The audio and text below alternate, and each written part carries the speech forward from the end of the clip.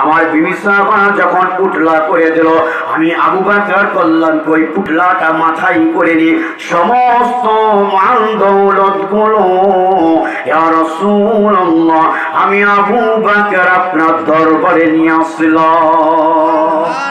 বাইরে আমার আল্লাহর নবী বলছে, ও আবু বকর, আবু বকর, বিবি বাল বাচ্চার জন্য ঘরে তুমি কি রেখে এসেছো?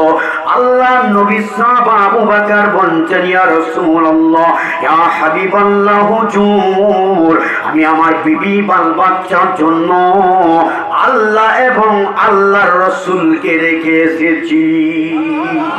আরো জোরে নারায়ে তাকবীর।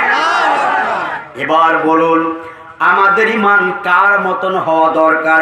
আবু জাহেলের মতন না আবু বকরের মতন? আরো জোরে। কোথায় কোথায় যদি কেউ দলিল চাই, তারা মানুষ না, কাপুরুষ না, আবু জাহেলের দল। কথা ঠিক কিনা?